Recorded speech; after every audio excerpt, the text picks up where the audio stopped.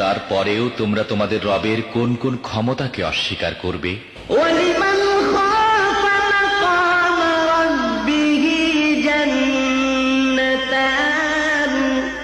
আর যারা তাদের প্রভুর সামনে হাজির হওয়ার ব্যাপারে ভয় পায় তাদের প্রত্যেকের জন্য দুটি করে বাগান।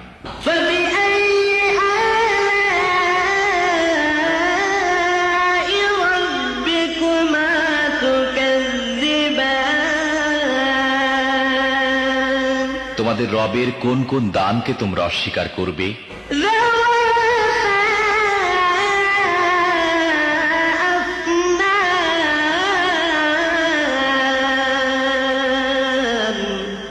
তরতাজা লতা পাতা ও ডালপালায় ভরা।